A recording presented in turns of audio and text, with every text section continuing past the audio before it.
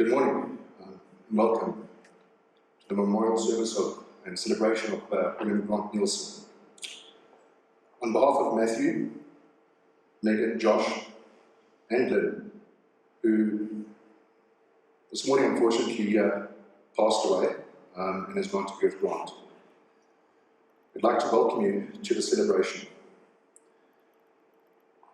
I've done many memorial services in my life. Unfortunately, this one is very close to home. My name is Greg, and I was Grant's best friend and business partner. So if I get a bit emotional, unfortunately, this is really close to home for me at the moment. It is truly an honour and a privilege that I was asked on behalf of the family to pay tribute and celebration of Grant's life today. And know that your dad is with you now and forevermore. The family is now like to obviously start with Matthew first. Right? You first. We're now going to move to just obviously the tributes. Matthew, then we're going to move on to Joshua, and then obviously on to Mandy, Grant's sister. But before I do that, after the service, we were obviously going to enjoy some refreshments and stuff like that.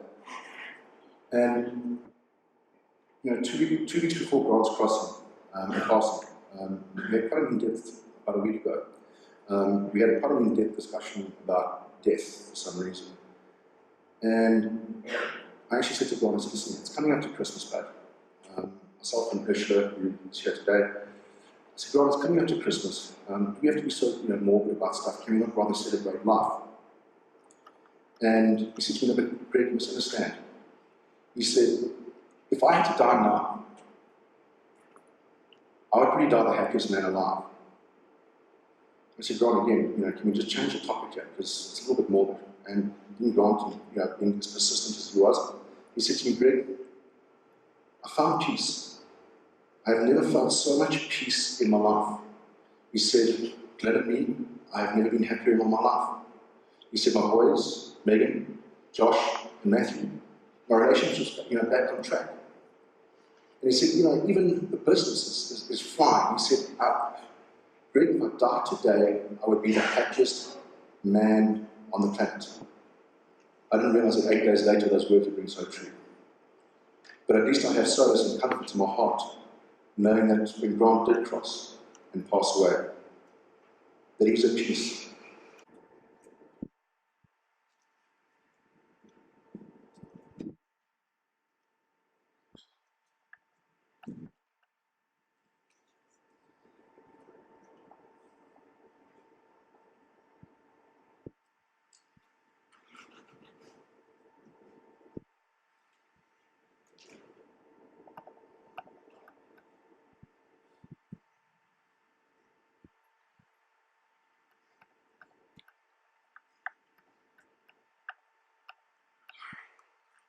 Usually, me and my brother and Nick, whenever there was a school project or a speech we had, we gave it to him. We said, Dad, we need you to write a speech, or help us with something along those lines. So this is basically the first speech that I've had to write myself, and I am sitting next to it. But you do not sound like that. And that's exactly, it epitomizes how my dad was always willing to help me, Josh and me, write these speeches. While I sat writing this with Meg and Josh, the biggest challenge that we faced in putting words to this paper was how to simplify such a great man's life in one piece of paper.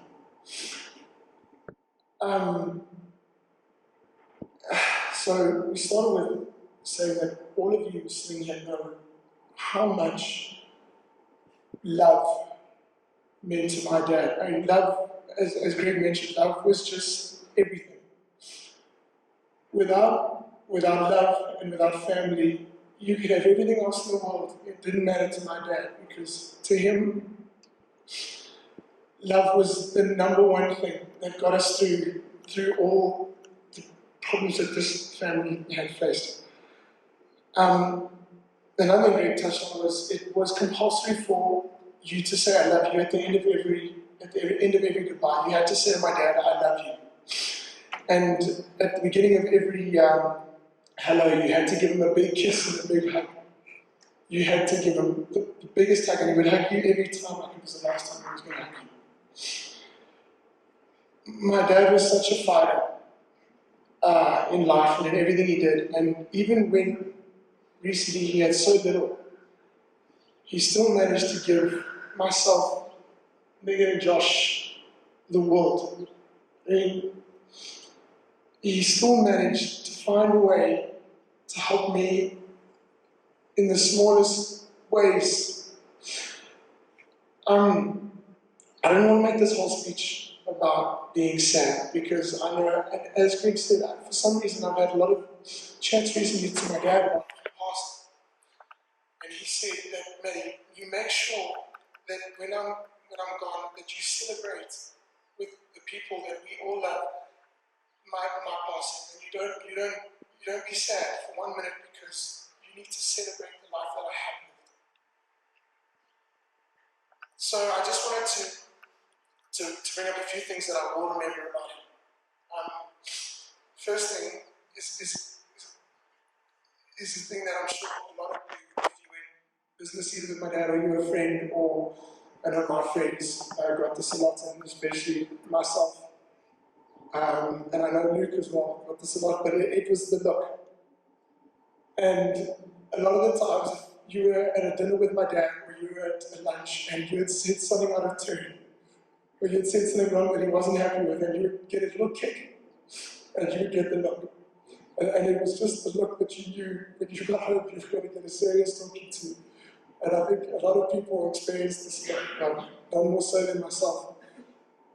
And the second thing was something that wasn't in the speech told this morning, and that was that day or night, one in the morning or 1 in the afternoon, if I picked up the phone and I needed Dad, he would be there. I could call him at any time, and he would never ever wake up and say, "Why are you waking up?" He would wake up and say, "What's wrong?" And so many times in my life, I phoned my dad, as we all know me. I phoned my dad crazy times in the morning, needing help, and he was always there.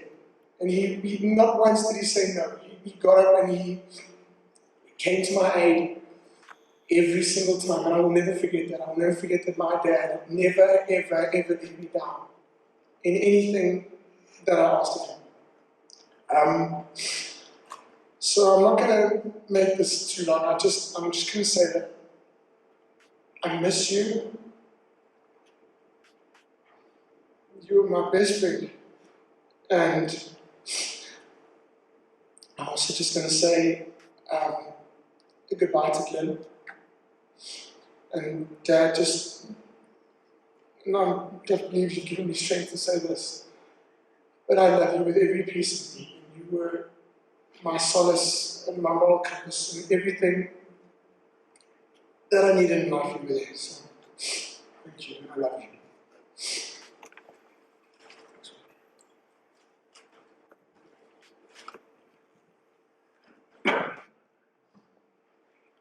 Oh, like this.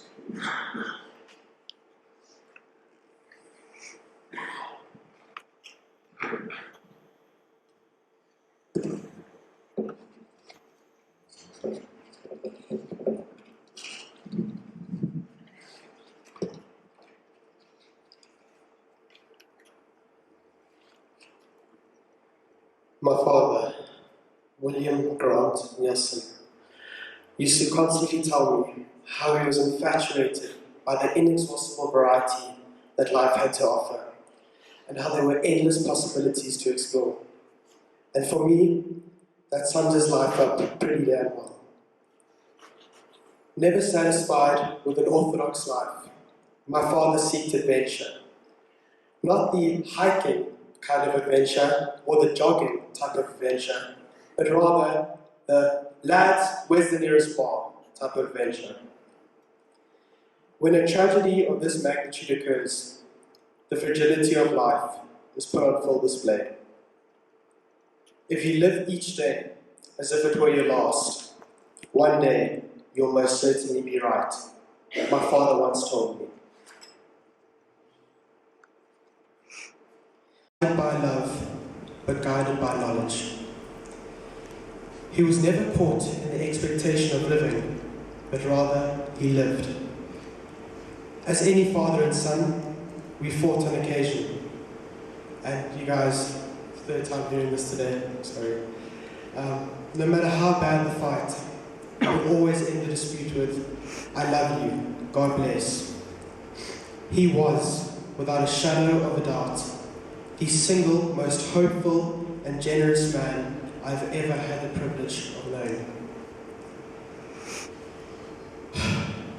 No matter what this unforgiving life had to throw at him, he knew how to overcome it. I will miss his warmth. I will miss his trademark grin. I will miss him saying, my precious boy, I've missed you. But most of all, I'll miss 3 simple words. I love you. He taught me numerous great trades throughout my life. One vital one that he passed down was how to bullshit my way out of almost any situation. A couple months ago, we were on our way back from Hoedspruit when the always loved police pulled us over. A woman emerged from her vehicle and stood beside our car, and at that moment, I realized that the woman was roughly the size of our car. This didn't deter my father. My always charming father proceeded to tell her that she was indeed the most beautiful woman he had ever seen, and that her name, Innocence, was in fact his favorite name. And rest assured, we got away scot-free. My dad was my whole world. I would do anything to feel his one-of-a-kind warm embrace again, or just one last breath. I love you, Father. I will make you proud.